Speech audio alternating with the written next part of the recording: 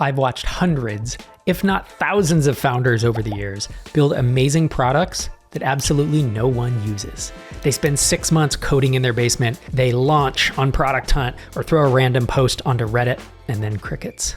So as a bootstrapper, I get it. When you're just starting out, every dollar counts. You can't throw thousands of dollars at paid ads or hire expensive marketing agencies. And frankly, those approaches might not work anyways. But you're not sitting on millions of dollars in funding. After building and selling multiple SaaS companies, all of them bootstrapped, all on a shoestring marketing budget, I feel like I've cracked the code on a low-cost marketing strategy that actually works. This isn't the spray and pray advice you see everywhere. It's not about burning cash on Facebook ads or hiring expensive consultants. Your time is limited, and you need to be systematic and focused on finding growth channels that actually move the needle. So over the next 7 to 10 minutes, I'm going to show you exactly how to choose the right marketing channels to start with and get your first paying customers, even if you hate marketing and you have a tiny budget. I'm Rob Walling, a serial entrepreneur, an investor in more than 210 SaaS companies, and I've written 5 books on starting startups. So a good chunk of the framework that I lay out in this video builds on my second book, and I wrote it back in 2011. It's called Start Marketing, The Day You Start Coding, and I revised and updated that book just 2 years ago. If you stick around till the end of this video, I'll let you know where you can get a free copy of that book, no strings attached. So when I think about marketing, and marketing a SaaS company specifically, the challenge of it is there is no one-size-fits-all approach, because there are a lot of different ways to get the word out about your SaaS company. So in my 4th book, the SaaS Playbook, I have a list of all 20 B2B SaaS marketing approaches that I've seen people use. You can get a free sample chapter of that if you head over to saasplaybook.com. But just to run through a few of the approaches that I mentioned out of those 20, there's content, there's SEO, there's pay-per-click ads, cold outreach, partnerships and integrations, which I group together as a single approach, affiliate marketing, free tools, hangouts, Q&A sites. There's a lot of them. So that's a handful of them to give you an idea of the approaches that I'm talking about. And a question I often hear is, okay, I have your 20 marketing approaches. How do I know which channel to start with? And to answer that, I have 2 questions for you. Where are your customers? Where do they hang out? Where are they looking for a solution like yours? If they're going to Google, then you probably want to try Google SEO. If they're going to YouTube, then you either want to be interviewed on people's YouTube channels or you want to create YouTube videos that are answering the questions that people are asking when they're trying to solve your problems. You can also, instead of doing SEO, you can buy pay-per-click ads if you have the budget. Now, I know this video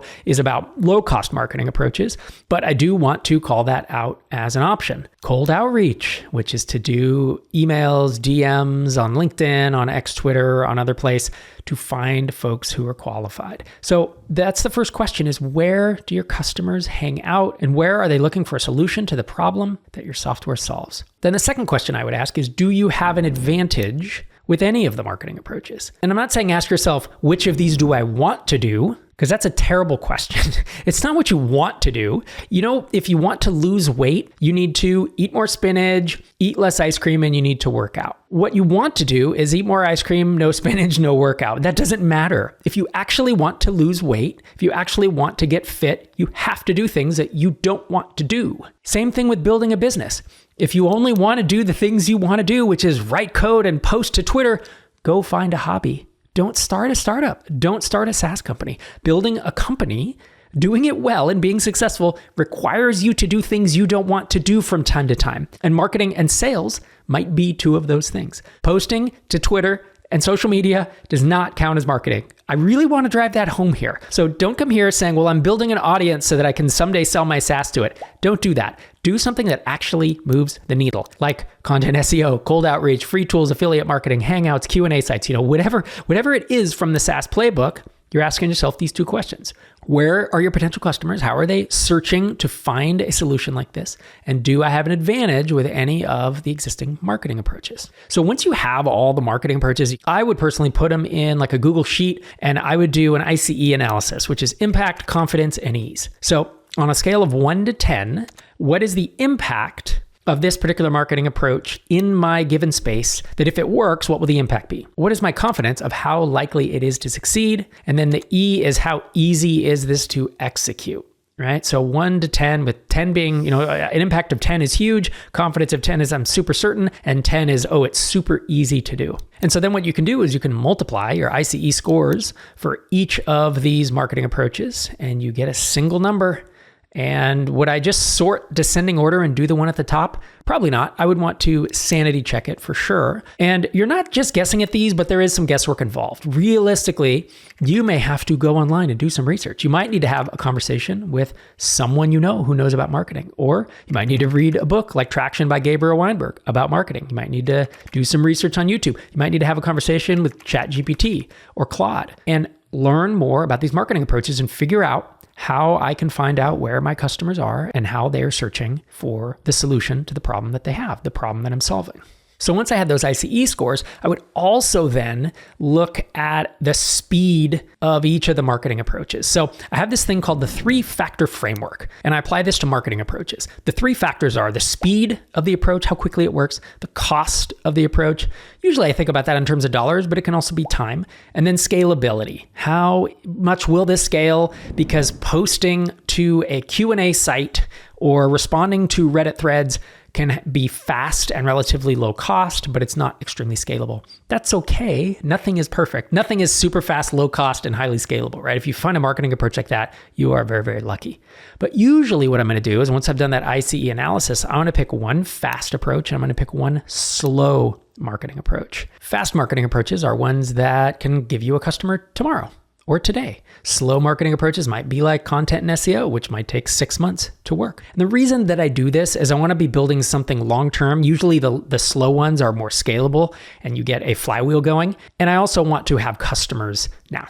Cold outreach can be one of those where I'm DMing people I know, cold and warm outreach, to be honest. So once I know which marketing approach or approaches I'm going to use, I then am going to dive in. I'm going to learn as much as I can about it, and I'm going to implement, and I'm going to execute, and I'm going to grind until I know that it doesn't work or I know that it works, right? It's either working or it's not. A common question I get is, how long should I invest in a marketing approach before I pull the plug? How do I know it's working? We know it's working if it's at least bringing leads in. It's bringing people in who you're having conversations with. Now, if you don't close any of those deals or no one signs up, you don't have new customers, that may mean that your product isn't any good. You don't have product market fit. You're not solving a problem people want. Or it may mean that you're bringing the wrong leads or the wrong prospects, wrong customers into your fold. And there's a judgment call to be had there. But realistically, most marketing approaches, I'm going to invest 2 to 3 months at a minimum. And if it's SEO, it's probably 6 or more months. So if I'm going to try to learn cold outreach and do it well, I know that from the beginning, my message isn't going to be great. My list isn't going to be great. My product might not be that great. My copy isn't going to be that great. And so I don't just go out for a week, send some emails and say, oh, no one responded. It didn't work. I educate myself on how to do it. I execute pretty hard for months. And then if I'm getting mediocre results, I figure out, can I tune and improve these? If I'm getting no results, I probably pull the plug after several months. I've definitely tried a lot of marketing approaches in my days as an entrepreneur. Some of them have worked, and the ones that work usually have this asymmetric upside where they work really well, and you don't need 5 or 10 marketing approaches to grow a successful product. You can often find 1 or 2 that work really well, and if and when you do that, it just grows month after month after month. You have to keep innovating and keep pushing on it, but don't feel like you have to find 5 or 10 marketing approaches to build an incredible company. And then you might be wondering, all right, so don't make me figure this out. What are the channels that maybe 80% of founders should probably start with? And these I call my big 5. They're content, SEO, pay-per-click ads, cold outreach, and partnerships and integrations. Call them the big 5 because they are by far the 5 most used B2B SaaS marketing approaches that I see bootstrapped and mostly bootstrapped founders using. Those are in no particular order either. These are just the things that I see working across my 212 investments in B2B SaaS companies, as well as the tens of thousands of SaaS entrepreneurs who I interact with through my books and the podcast and my accelerator. In all of the content that I put out on the internet, I talk a lot about frameworks and playbooks. And I know they work because I see them working in TinySeed. TinySeed is the gold standard in startup accelerators that focus on SaaS companies. If you're looking for the right amount of funding, mentorship, advice, and community to dramatically accelerate your growth and make your journey less lonely, applications for the accelerator are open now through February 23rd. Head to tinyseed.com/apply to find out more and to submit your application. And if you're interested in investing in B2B SaaS companies that are ambitious, that are mostly bootstrapped, that are highly capital efficient, but have high ambitions to build 7-figure companies that sell for 8 figures. We are raising our 3rd investment fund. We know that there's an alternate approach to venture capital that does not rely on unicorn, billion-dollar outcomes. If you're an accredited investor and you're looking to diversify into ambitious B2B SaaS companies and to index across dozens or hundreds of these companies, instead of trying to find your own deal flow and vet them and try to pick, that's what we do for a living. I've been in this business for 20 years. We've gotten pretty good at it. So head to tinyseed.com/invest if you want to read our investment memo, to fill out the form there, and my co-founder Einar Volset will reach out to you. Our fund is only going to be open for a handful of months and then it will close. The last fund we raised was 2 or 3 years ago. So if you're interested in potentially investing or indexing across a bunch of ambitious B2B SaaS companies, tinyseed.com/invest. So the bonus that I teased at the beginning of the video is my book, Start Marketing the Day You Start Coding. And it's available to download for free over at robwalling.com. I'm going to drop a link in the description for this video. You can head over there and grab it yourself.